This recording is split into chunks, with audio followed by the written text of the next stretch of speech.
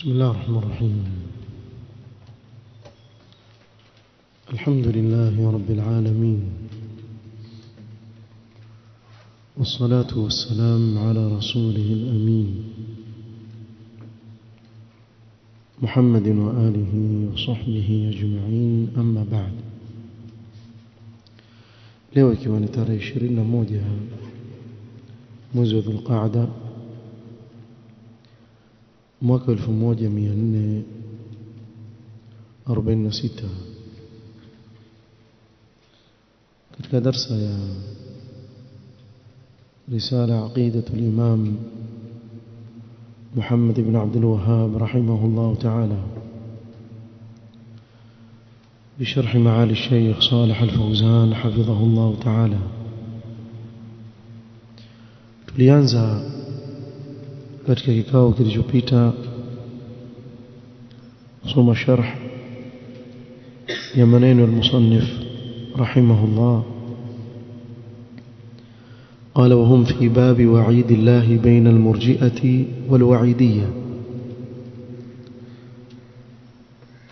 utaja haya ni masala yanayofungamana na al-kufr wal-iman,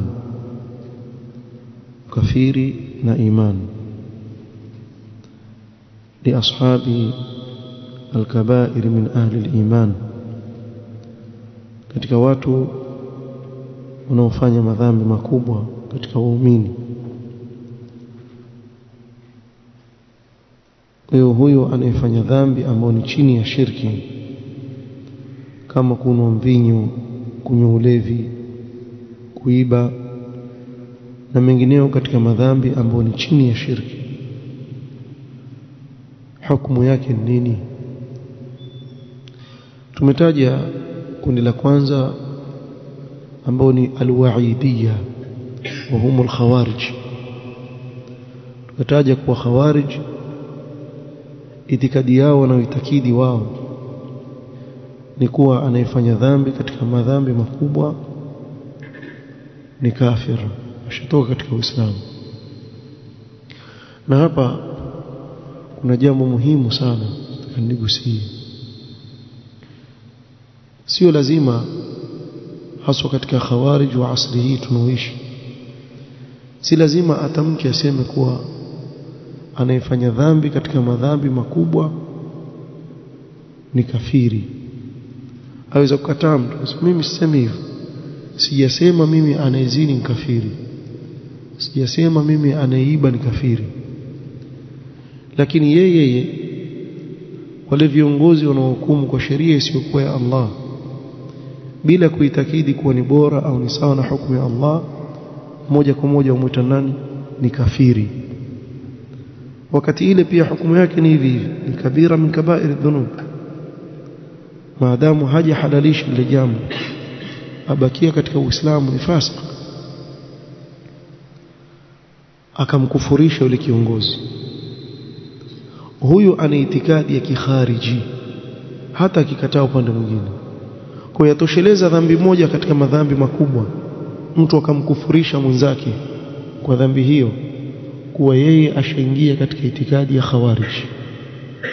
Hata akisema haya mengine siamini hivyo, maadamu ameingia katika dhambi katika madhambi makubwa kumkufurisha mtu, basi huyo itikadi yake haisabika ni katika khawarij.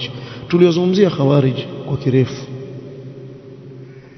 na kuwa kundi hili katika asri hii tunaoishi ni kubwa sana, wako wengi sana kuliko wanavyofikiria. Naweza kusema mtu yoyote aliye na fikra za kidemokrasia ni khariji. Hakuna yoyote ambaye ana fikra ya kidemokrasia si khariji. Yoyote atatoka nje ya taa ya kiongozi, atafanya vitendo wanafanya khawarij katika maandamano na uvunjifu wa amani na mengineo katika yale mambo wanayoyafanya al-khawarij. Kwa hiyo ni watu wengi, takana Muislamu uwafahamu ili usije ukawa katika wao. Hiyo ni madhhabi al-wa'idiyya. Leo insha Allah taala tutazungumzia kinyume chake ambao ni al-murji'a. المرجئة والخوارج wako katika tarafai naqid, yani hawa ni kinyume na hawa. قال الشيخ حفظه الله تعالى: وهذا أخذ به المرجئة الذين يقولون إن صاحب الكبيرة مؤمن كامل الإيمان. مرجئة itikadi yao wasema anayefanya dhambi katika madhambi makubwa imani yake ni kamili kabisa, hana matatizo yote. فقالوا لا يضر مع الإيمان معصية كما لا ينفع مع الكفر طاعة. مرجئة wao wakasema haidhuru maadamu wewe ni mu'min, hata ukafanya dhambi gani, maadamu wewe ni mu'min yale madhambi hayakudhuru. Bimaana wamempa open check, asi afanye atakalo maadamu hajafanya shirki na yeye ni muislamu, afanye atakavyo, aibe, adhulumu, auwe, afanye chochote, wewe uko kwenye al-firdaus al-a'la. Imani yako haina tofauti na Mtume Muhammad sallallahu alaihi wasallam, wewe uko sawa sawa na Jibril. Hii itikadi ya Murji'a. wasema la yadhurru ma'a al-imani ma'siyah kama la yanfa'u ma'a al-kufri ta'a, kama vile mtu akiwa kafiri hata akafanya taa gani haikubaliwi, na akiwa mu'min hata akafanya dhambi gani haimdhuru. Sema hivyo. wasummu murji'a. Kwa nini wameitwa murji'a? لأنهم أرجوا أي أخروا الأعمال عن مسمى الإيمان. hawa wameondoa, bimaana wamechelewesha na kuondoa matendo kutokana na imani. Wasema matendo ni kitu kingine na imani ni kitu kingine. Ukiwa na imani basi hauna haja kufanya vitendo. وقالوا الإيمان هو التصديق بالقلب. مرجع wakasema yatosheleza iman kusadikisha kwa moyo. Ukishasadikisha kwa moyo yatosheleza. Tutaona makundi ya murji'a hapa na aya za Qur'ani zinavyorudi. وهم مع هذا 4 طوائف. na murji'a katika hili wako katika makundi manne. dhulumatun ba'dhuha fawqa ba'd, kila mmoja mshinda mwenzake katika upotofu. alula, kundi la kwanza, murji'atul fuqaha, ni murji'a wa fuqaha katika watu wa fiqh min al-kufiyin, na hawa walikuwa asli yao ni watu wa Kufa, Iraq. wal ahnaf, na mahanafi, wafuasi wal imam Abu Hanifa rahimahullah. al-imam Abu Hanifa hapa ameteleza, ni katika murji'atul fuqaha na wafuasi wake, sababu hakuna watu walio na taassub ya madhhabi kama ahnaf, hakuna mfano wao. Yani hata ukamwambia hii ni aya, hii ni hadithi ya Mtume sallallahu alaihi wasallam, wewe wajisumbua tu, sema ukimaliza mimi Hanafi, sema utakavyo. Ukishamaliza kuzungumza qala Allah qala Rasul, shamaliza mimi Hanafi, basi vile takavyokuwa. La, hapa al-Imam Abu Hanifa rahimahullah ta'ala ameteleza, binadamu ameteleza katika hili. Na tukai hapa tukaanza kumtukana, huyu hivi, la. Ni imam, ana heshima yake, lakini katika hili akateleza. Haifai sisi kufanya nini? Kumfuata katika hili asifuatwe, rahmatullahi alayhi wa ghafara Allah lahu. alladhina yaqulun, wao wasema hivi, innal imana huwa qawlun bil lisan wa i'tiqadun bil qalbi. murji'a al-fuqaha wao wasema iman ni kutamka kwa ulimi na kuitakidi kwa moyo. Kwa wao wasema lazima kile unachokiitakidi kwa moyo kitamke kwa ulimi. wala yudkhiluna fihi al-amal, lakini hawaingizi amal katika iman. hili ndio kundi lililo na afadhali katika makundi ya murji'a. الثانية, kundi la pili, al-ash'ira wa man akhadha bimadhhabihim, ni kundi la al-ash'ira wanaojinasibisha na Abu al-Hasan al-Ash'ari rahimahullah. Al-Ash'ari wa man akhadha bimadhhabihim fayaqulun wa wasema al-iman huwa at-tasdiq bil-qalbi walau lam yantiq bilisanihi. Wasema iman ni kusadikisha kwa moyo hata asipotamka kwa ulimi. Bimaana maadamu wewe wajua kuwa Uislamu ni haki, hata usiposema la ilaha illa Allah Muhammad Rasulullah, wewe ushakuwa Muislamu. Mujarrad kujua kwa moyo wako na kuitakidi kwa Uislamu ni dini ya haki na Mtume Muhammad sallallahu alaihi wasallam ni mtume wa haki, hata usiposema la ilaha illa Allah Muhammad Rasulullah, wewe tayari ushakuwa Muislamu. فمن صدق بقلبه فهو مؤمن حتى ولو لم يتكلم.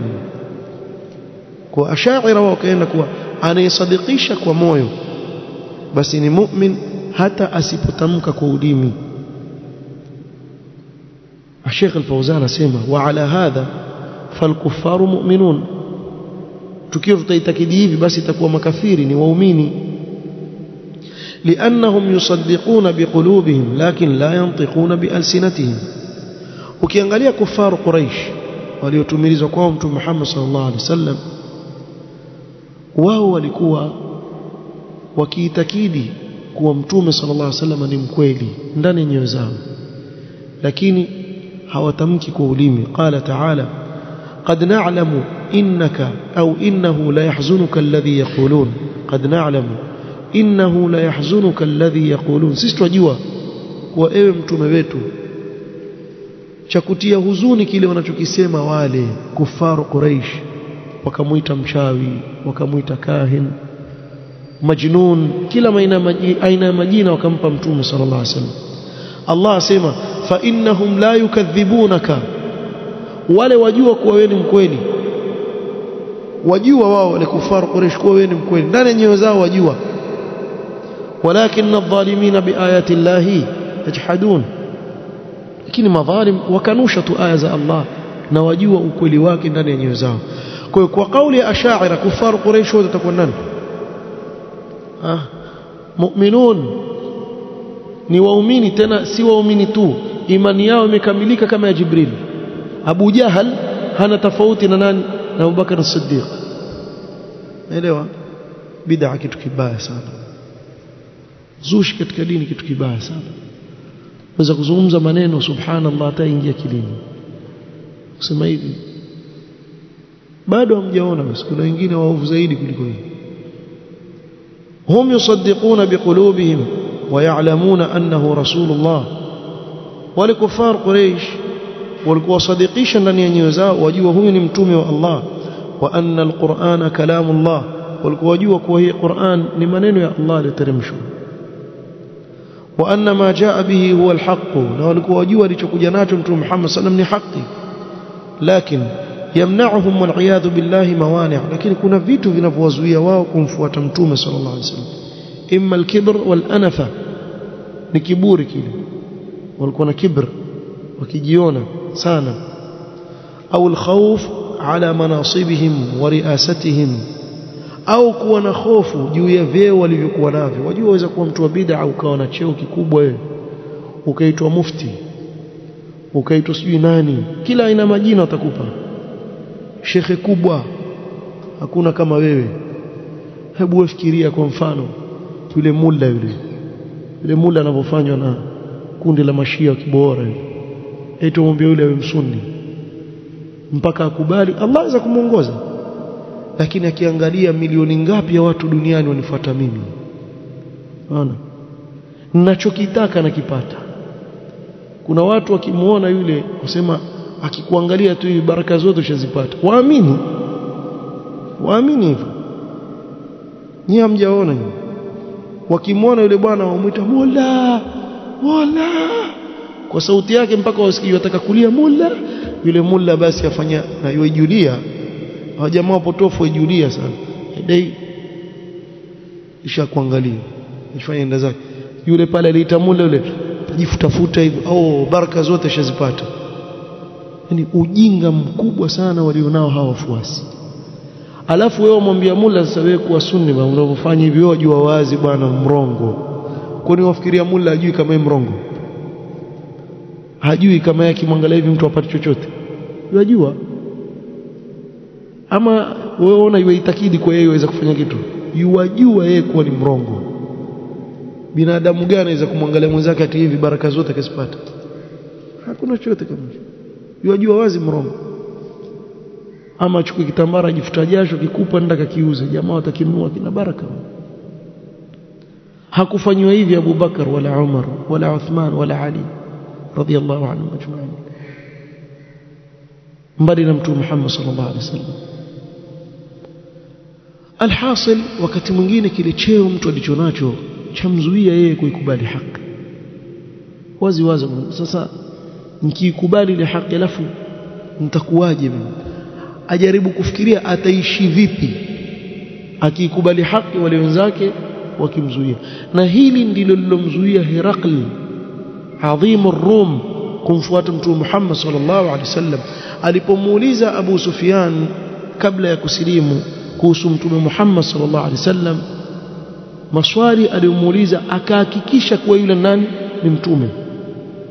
Akamwambia Abu Sufyan, ikiwa majawabu ulionipa ni hayo kuhusu huyo bwana, wallahi atakuja kumiliki hii ardhi niliyokanyaga mimi hapa chini yangu. Hii ardhi ataimiliki. Kisha akasimama akawaambia wale mapadri wale na nini wa Roma wale kuwa ikiwa mtaka rai yangu tumfuate, tumkubali, ni mtume wa Allah. Wale jamaa wakakimbia wote, kimbia mmoja peke yake, na alikuwa ameamrisha milango ifungwe. Kaambia njoo rudini, kawarudisha. Soma hadithi ya Herakli, rudini. Ilikuwa nataka kuangalia imani zenu mtafanya nini. Unaona? Pale akabadilika. Lau kama wangelikubali wale na yeye angekubali. Lakini kwa kuwa wale walikuwa pale viongozi wa dini wale wamekataa kumfuata Mtume sallam, pale akabadilisha. Sema ilikuwa na waangalia mkoje katika kushikamana na dini yenu, kumbe mko vizuri, basi rudini, tubaki hivyo, watu mfuate. Akawacha kumfuata Mtume sallam kwa sababu ya cheo na ufalme alikuwa nao. Au alhasad, au sababu nyingine ambayo yawapelekea wao kukataa ile haki ni hasad. Kwa nini fulani amekuja na haki si fulani? Sheikh Muqbil rahmatullahi alayhi, Yaman, Saada kule ni mji wa Mashia Huthiina au Muskia Huthi kutoka kule. Sheikh Muqbil ni Gabili kule Yaman. Mtu ambaye kutoka huko anielewa nazungumza nini. Wamegawanyana matabaka. Sasa kuna Saada ambao ni Ahlul Bait, wao wako juu. Hawa hawaruhusiwi kuolewa na wale walioko chini yao. Hawa wako juu. Unaelewa sio? Usishtuke kenda sijui ati nataka kuoa wewe kabila yako nani fulani. Wewe tabaka lako liko chini. Huwezi kuoa wewe. Uliona wapi wewe pishori kiliona papa? Tunaona pishori kiliona papa. Papa aliona sima tu. Wako hivyo. Lakini alafu upata mtihani wengine. Hivyo unapokwenda hivyo upata mtihani. Amletea dereva wa matatu, amwambia ndo huyu. Wataka huyu, utaki ndo huyu. Mwanangu dereva wa matatu alimbeba bure kule kwenye matatu, ndo yuaja naye, ndo mume huyo. Fahamu? Sio ataka kisiji nini, sio ataka kitu gani. Tapigwa na marungu ya maisha ya dunia mpaka muone hiki nini. Alhasil, hatuzungumzie huko. Tukija katika hili suala la hasad, Sheikh Muqbil rahmatullahi alayhi alikuwa ni mshia asili yake toka utotoni, maana ule mji unaoishi mashia. Alipokwenda kusoma mamlaka akajua kumbe wako katika batil, akawa salafi, akasoma kule miaka alisoma. Alivorudi kwao kuanza kufanya da'wa, kuwalingania watu wake, sikiliza, halinganii masufi ama nani, alingania mashia kurudi katika usunni. Asema Sheikh Muqbil alikuwa akisimama msikitini Masjid al-Hadi kule Saada, akianza innal hamdalillah, apigwa, apigwa alafu atupwa nje ya msikiti. Asema wakishanipiga wakinitoa nje ya msikiti siku ya pili narudi tena. Innal hamdalillah nahmadu. Nasema na jukumu lazima niwafikishie watu wangu. Wanipiga tena. Siku ya pili wanipiga. Wanifukuza nje ya msikiti. Narudi tena. Siku ya tatu naje. Hapa kuna vijana hapa wakitishiwa kidogo tu. Bwana mimi siwezi kufanya dawa pale. Aogopa. Na wala huku kwetu tupigwe, huku kwetu kuna Waswahili tu wana kharat. Maneno. Waswahili wengi huku kwetu. Mtu veve zako kimaliza kaa kando bwana. Mimi nafanya dawa hapa. Akianza veve mwache na veve zake akae kando. Wallahi alazim ya akhi yotishwa na mtu yani maneno tu. Tushasikia mangapi maneno. Waseme mpaka wachoke. Wafanya dawa. Tena watu wa bid'a na maneno machafu. Msikize tu kukute masikio yako tuendelee mbele. Wafundisha watu. Usitukanane na wao wala siku. Lakini akianza kusema mtu wa batili mwache aseme, akimaliza kusema atakwenda zake. Halafu utaumia, utaanguka kwa vile vile. Alhasil Sheikh Muqbil rahmatullah alayhi alikuwa musammim katika da'wa mpaka watu wake wakashikwa na ghera. Mashia lakini wakashikwa na ghera. Mbona ndugu yetu kila kiingia pale wapigwa? Siku moja akasimama. Akianza innal hamdalillah, jamaa wakasimama na mabunduki. Wallahi mguseni muone. Zungumza. Hamia tu ya ule ujamaa kabila lake wakasimama na mabunduki. Atakaye mgusa ataona. Zungumza. So wajue atadhribuhu wa ana ala dinihi. Kama vile Hamza alivyosilimu alipomtandika Abu Jahal chini, akamwambia wao mpige Muhammad na mimi nafuata dini yake, na wala hata alikuwa haifuati ile dini asili yake. Lakini wakati mwingine Allah yaweka sababu afuate. Almuhimu ndio ikaanza da'wa pale.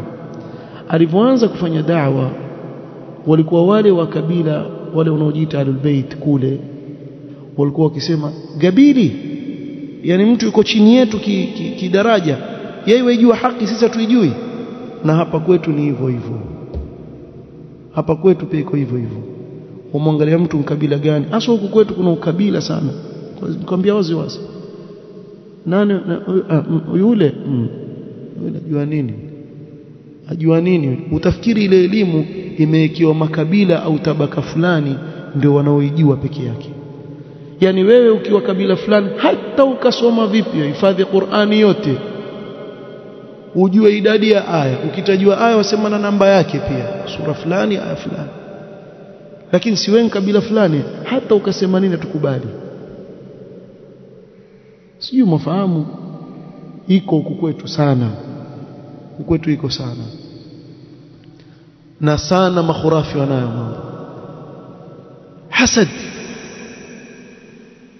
Wakimuona kijana amesimama amesoma qala Allah qala Rasul, majifanya tu sidi wajua nsoma, wewe hasid. Na haswa akisikia kwa mfano toa khutba, kijana akatoka kusoma akaenda kafanya da'wa, toa khutba, watu waelewa, wamuelewa zungumza nini. Nini bwana? Elimu gani ile bwana? Wahabi tu yule. Wewe hasid. Yule mtoto wa watu ametoka akachoka kwenda kusoma, nyinyi mko malabiriani maulidini. Afu mimi niliwaambia kitu kimoja, kula biriani hakuna makosa, lakini ukila biriani wasikia nini? Amjaona ukila biriani wasinzia. Ukila biriani wasinzia. Umeelewa? Wewe mfano wala biriani Ijumaa, Jumapili mpaka Jumapili. Ukila tu kama zuka hivi kwenda kulala. Sasa wewe fikiria mtu kutoka kwenye maulidi, akitoka enda kwenye hauli, akitoka enda kwenye itima, akitoka ala biriani daily. Kwa nini kitu chake sio kizito? Madaktari wafanye uchunguzi. Labda yeye afanye bongo liwe zito. Sasa yeye amelala kule, wenzake wasoma, wenzake wahifadhi, wenzake wafanye murajaa, wenzake wajishughulisha. Mtu masaa 24 yake mbali na ya kulala ajishughulisha na ilmu. Amekaa msikitini ahifadhi, afanye murajaa, asoma, ahifadhi, afanye murajaa, asoma. Kisha wewe utakuwa sawa vipi na yeye? Kefi ya jamaa. Yani tukufanye wewe sawa ulokaa tu kule nje, mara sijui sherehe gani, mara sijui sherehe gani, mara sijui wewe utakuwa sawa na kijana wa kisalafi amekaa msikitini ahifadhi mutun ahifadhi Qur'an afanya muraja adhuria durus asoma kitabu hiki kitabu kile mtakuwa sawa kweli? Alafu akija kizungumzo nenda kasome, wewe wajua kusoma wewe nini? Wakati mtu akikupa barnamiji yake ya siku nzima na usoma, huna muda wa kumpa kumwambia ongeza kitu fulani, hana huo muda. Lakini hasad, na kama kuna kitu ambacho ahlul bid'ah waonea hasad ahlus sunna ni jambo la kukaa chini na kusoma. Hawana vidurusu wasoma vitabu baada ya kitabu, wanao muda huo mwanzo. Ikifika tu karibu na Rabiul Awwal, miezi miwili mitatu, watu wa practice maua ya zefe, watoto wankaa tu bingipa lala amka inama, ustadhi mzima aweza kumwona amwaga maji amwaga, wewe ashuka chini kisimama, ustadhi mzima. Aturudi hapa alyahud, tuchukulie mfano wa Mayahudi. Yaarifunahu, wamjua Mtume Muhammad sallallahu alaihi wasallam. Mayahudi wamjua vizuri sana. Allah asema alladhina atainahumul kitaba yaarifunahu, wale tuliowapa kitabu kabla yenu wamjua huyu, yani Muhammadan sallallahu alayhi wasallam, wamjua Mtume Muhammad sallallahu alayhi wasallam kama yaarifuna abnaahum, kama wanavyowatambua na kuwajua watoto wao. Yani baba umwambie huyu mtoto wako, mimi uniambie Azim usimjui, Azim usimjui, si unamjua, namwona hapa. Kwa mfano atokee mtu leo amempiga ngoto huyu, kisha kimwambia mbona unampiga ngoto mwenzako, asema mimi nikosea heshima, wewe utakubali? Yani maneno ingie kama umjua. Mfano si mwanangu nakwambia mrongo, si kweli, donge tafuta mwingine, mtafuta Abdurrahman labda ama mtu mwingine kile, si mfano. Ama uniambie Muadh amenipiga, si mwanangu, nitakwambia kweli inawezekana, sababu sinawajua tabia zao. Uweza kurushia kitu ukakisikia kisawa sawa, najua huyo ankupiga. Hakuna mtu hamjui mtoto wake, kila mtu wajua watoto, tena wajua si kwa sura tu, usizungumzie sura kitu cha kawaida, tabia zao awajua kila kitu. Hata akiambiwa kitu kuhusu mtoto asema naye yuwaweza kufanya, yule ayuwaweza sana. Kwa nini? Sababu yuwamjua. Sasa Mayahudi wakimjua Mtume Muhammad sallallahu alaihi wasallam kama wanavyojua watoto wao, sijui muelewa, hana shaka kuwa huyu ni Muhammad sallallahu alaihi wasallam rasulullah, hana shaka na hilo. Taib, kitu gani kimewazuia nyinyi kumfuata? Chuki hizo za nini wakati mwajua ni mtume wa Allah? yaarifuna annahu rasulullah lakin lam yuti'uhu wa lam yu'minu birisalatihi, hawakumtii wala kuamini risala aliyokuja nayo. hasadan min indi anfusihim, hasadan min indi anfusihim min ba'di ma tabayyana lahumul haqq, walimhusudu bana tarakuhu hasadan, walimwacha Mtume Muhammad sallallahu alaihi wasallam kwa uhasidi. yuriduna an takuna an-nubuwwatu fi bani Israil wa la takun an-nubuwwatu fi bani Ismail. Wao walikuwa wataka utume ubakie kwa bani Israil, kwa watoto wa Israili. Israili nani? Tulitaja hapa Muadh, nikuuliza Israili nani? Ahsanti, Yaqub alayhi salam. Yaqub ndio baba yao banu Israili, watoto wa Israili. Banu Israili warudi kwa Israili ambaye ni Yaqub mtoto wa nani? Ishaq. Ishaq mtoto wa nani?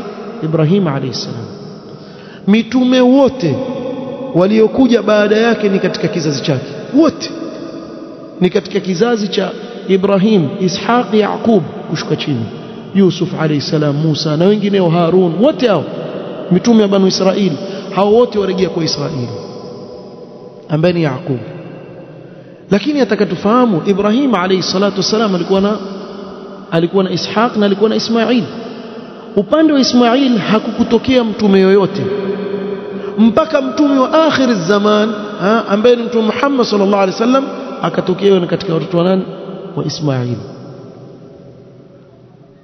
Yani hawa Mayahudi mnaowaona hawa Mayahudi, sisemi hawa wanaotoka Europe hawa laflafa hawa waongo, wakina wewe wasikia majina nyao sio nani hawa, wacheni hawa laflafatul urubiyin, hawa hawana ubanu Israeli wala nini.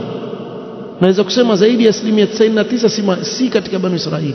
Banu Israeli wachache, wako wachache. Banu Israeli hawa wametumilizwa mitume wengi sana katika watoto wa Ishaq, yani watoto wa Yaqub Israeli. Iweje leo atumilizwe mtoto wa nani? Ismail, ambaye ni ammi yao tu. Na Ismail ni ndugu yake nani? Ndugu yake Ishaq, abna a'mam. Wakamfanyia hasad. Kwa nini ametoka katika hapa? Basi sisi hatumkubali. Hasadu bani Ismail faabaw an yu'minu bi Muhammadin sallallahu alaihi wasallam, wakawafanyia hasad watoto wa Ismail, wakamkataa mtume Muhammad sallallahu alaihi wasallam. فهم يؤمنون بقلوبهم أنه رسول الله. kwa walikuwa mayahudi wakiamini ndani ya nyoyo zao kuwa Muhammad ni mtume wa Allah. فهذا رد على الأشاعرة الذين يقولون إن الإيمان هو التصديق بالقلب ولو لم ينطق باللسان. na hii ni raddi kwa Ash'ari. Lau kama ingelikuwa mtu akisadikisha kwa moyo tu moja kwa moja ashakuwa muumini, basi hao mayahudi watakuwa waislamu, sababu wao waamini ndani ya nyoyo zao kwa Muhammad nani ni mtume wa Allah alayhi salatu wassalam. hili kundi la pili. الثالث الكرامية. wacha tu nitakuja kueleza shafika nusu saa tutosha. Soma Qur'an kuanzia huyu wa 3 na wa 4 nitakuja kueleza, kisha tukishamaliza tutaeleza na itikadi ya ahlus sunna ikoje katika swala hili la imani. Hiyo ndio tutakuja kueleza mwisho inshallah taala. Tumeeleza makundi mawili ya murji'a, la kwanza na la pili ash'ari, la tatu ni karamia, na hao inshallah tutakuja kueleza. Kisha kuna akhbath firaq almurji'a ambao ni aljahmiyya, hao pia tutakuja kueleza na itikadi zao ni vipi. Subhanakallahumma wa bihamdik ashhadu an la ilaha illa anta astaghfiruka wa atubu ilaik. Barakallahu fik.